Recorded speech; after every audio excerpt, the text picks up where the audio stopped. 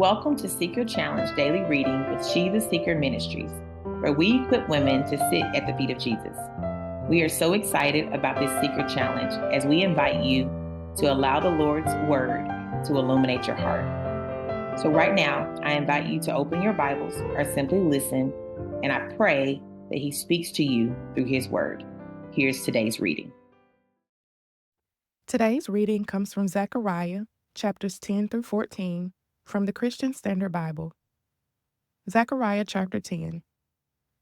Ask the Lord for rain in the season of spring rain. The Lord makes the rain clouds, and He will give them showers of rain and crops in the field for everyone. For the idols speak falsehood, and the diviners see illusions. They relate empty dreams and offer empty comfort.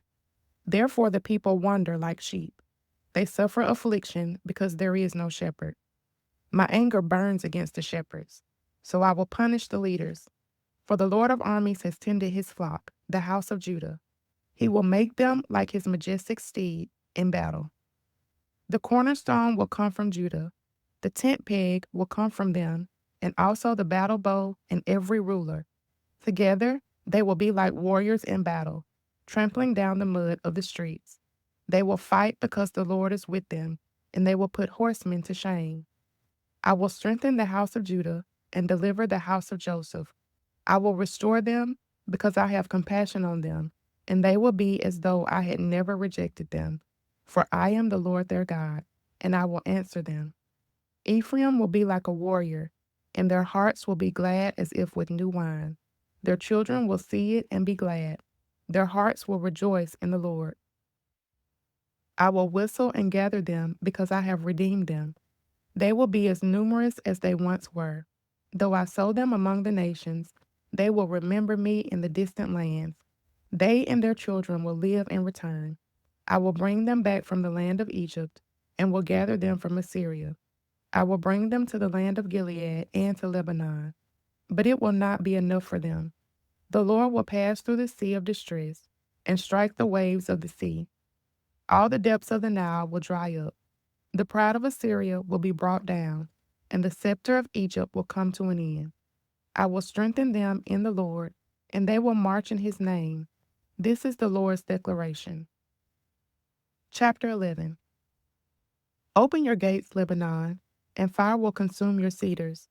Wail, Cypress, for the cedar has fallen. The glorious trees are destroyed. Wail, oaks of Bashan, for the stately forest has fallen. Listen to the wail of the shepherds, for their glory is destroyed. Listen to the roar of young lions, for the thickets of the Jordan are destroyed. The Lord my God says this: shepherd the flock intended for slaughter. Those who buy them slaughter them, but are not punished. Those who sell them say, blessed be the Lord, because I have become rich. Even their own shepherds have no compassion for them. Indeed, I will no longer have compassion on the inhabitants of the land. This is the Lord's declaration. Instead, I will turn everyone over to his neighbor and his king. They will devastate the land, and I will not rescue it from their hand. So I shepherded the flock intended for slaughter, the oppressed of the flock. I took 2 staffs, calling one favor and the other union, and I shepherded the flock. In 1 month, I got rid of 3 shepherds. I became impatient with them, and they also detested me. Then I said, I will no longer shepherd you. Let what is dying die, and let what is perishing perish. Let the rest devour each other's flesh. Next, I took my staff, called favor, and cut it in two, annulling the covenant I had made with all the peoples. It was annulled on that day, and so the oppressed of the flock who were watching me knew that it was the word of the Lord. Then I said to them, if it seems right to you, give me my wages, but if not, keep them. So they weighed my wages, 30 pieces of silver. Throw it to the potter, the Lord said to me. The magnificent price I was valued by them. So I took the 30 pieces of silver and threw it into the house of the Lord, to the potter. Then I cut in two my second staff, union, annulling the brotherhood between Judah and Israel.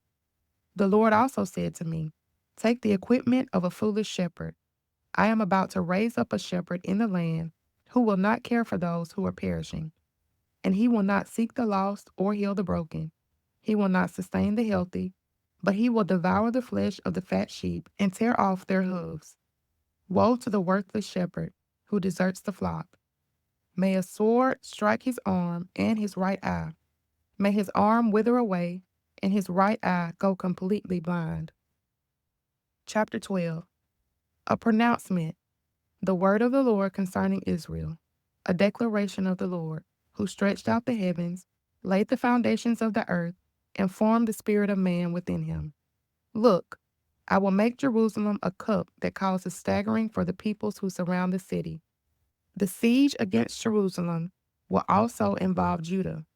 On that day, I will make Jerusalem a heavy stone for all the peoples.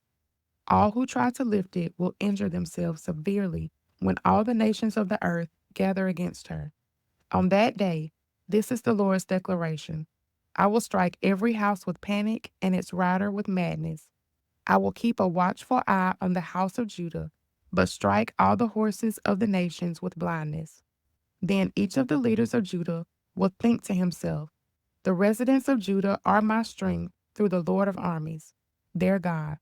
On that day, I will make the leaders of Judah like a firepot in a woodpile, like a flaming torch among sheaves. They will consume all the peoples around them on the right and to the left, while Jerusalem continues to be inhabited on its site in Jerusalem. The Lord will save the tents of Judah first, so that the glory of David's house and the glory of Jerusalem's residents may not be greater than that of Judah. On that day, the Lord will defend the inhabitants of Jerusalem, so that on that day, the one who is weakest among them will be like David on that day, and the house of David will be like God, like the angel of the Lord before them. On that day, I will set out to destroy all the nations that come against Jerusalem. Then I will pour out my spirit of grace and prayer on the house of David and the residents of Jerusalem, and they will look at me whom they pierced. They will mourn for him as one mourns for an only child, and weep bitterly for him as one weeps for a firstborn. On that day, the mourning in Jerusalem will be as great as the mourning of Hadad Rimmon in the plain of Megiddo. The land will mourn, every family by itself, the family of David's house by itself, and their women by themselves, the family of Nathan's house by itself, and the women by themselves, the family of Levi's house by itself, and their women by themselves, the family of Shimei by itself, and their women by themselves, all the remaining families, every family by itself, and their women by themselves. Chapter 13. On that day, a fountain will be opened for the house of David and for the residents of Jerusalem to wash away sin and impurity. On that day, this is the declaration of the Lord of armies. I will remove the names of the idols from the land, and they will no longer be remembered. I will banish the prophets and the unclean spirit from the land. If a man still prophesies, his father and his mother who bore him will say to him, you cannot remain alive because you have spoken a lie in the name of the Lord. When he prophesies, his father and his mother who bore him will pierce through him. On that day, every prophet will be ashamed of his vision when he prophesies. They will not put on a hairy cloak in order to deceive. He will say, I am not a prophet. I work the land, for a man purchased me as a servant since my youth. If someone asks him, what are these wounds on your chest? Then he will answer, I received the wounds in the house of my friends. Sword, awake against my shepherd, against the man who is my associate. This is the declaration of the Lord of armies. Strike the shepherd, and the sheep will be scattered. I will turn my hand against the little ones. In the whole land, this is the Lord's declaration. 2/3 will be cut off and die, but a third will be left in it. I will put this third through the fire. I will refine them as silver is refined, and test them as gold is tested. They will call on my name, and I will answer them. I will say, they are my people, and they will say, the Lord is our God. Chapter 14. Look, a day belonging to the Lord is coming when the plunder taken from you will be divided in your presence. I will gather all the nations against Jerusalem for battle. The city will be captured, the houses looted, and the women raped.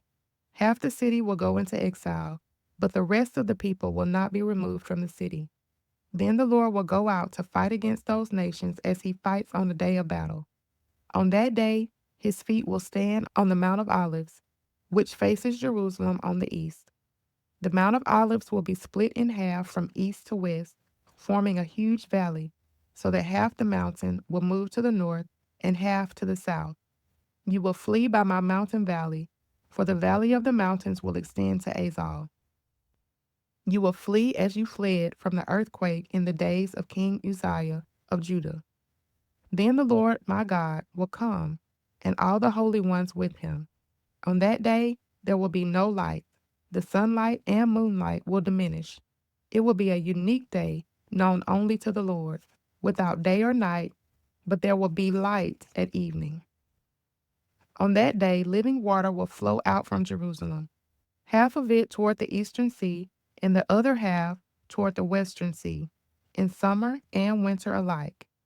On that day, the Lord will become king over the whole earth, the Lord alone, and his name alone.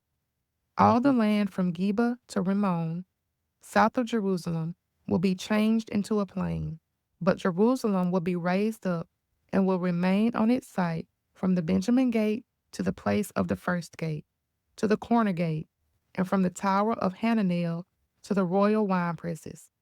People will live there, and never again will there be a curse of complete destruction. So Jerusalem will dwell in security. This will be the plague with which the Lord strikes all the people who have warred against Jerusalem. Their flesh will rot while they stand on their feet. Their eyes will rot in their sockets, and their tongues will rot in their mouths. On that day, a great panic from the Lord will be among them, so that each will seize the hand of another, and the hand of one will rise against the other. Judah will also fight at Jerusalem, and the wealth of all the surrounding nations will be collected, gold, silver, and clothing in great abundance. The same plague as the previous one will strike the horses, mules, camels, donkeys, and all the animals that are in those camps. Then all the survivors from the nations that came against Jerusalem will go up year after year to worship the King, the Lord of armies, and to celebrate the festival of shelters. Should any of the families of the earth not go up to Jerusalem to worship the King, the Lord of armies, rain will not fall on them. And if the people of Egypt will not go up and enter, then rain will not fall on them. This will be the plague the Lord inflicts on the nations who do not go up to celebrate the festival of shelters. This will be the punishment of Egypt and all the nations that do not go up to celebrate the festival of shelters. On that day, the words holy to the Lord will be on the bells of the horses. The pots in the house of the Lord will be like the sprinkling basins before the altar. Every pot in Jerusalem and in Judah will be holy to the Lord of armies. All who sacrifice will come and use the pots to cook in, and on that day there will no longer be a Canaanite in the house of the Lord of armies. Let's reflect on these questions together as we discover what the Holy Spirit may be saying through His Word.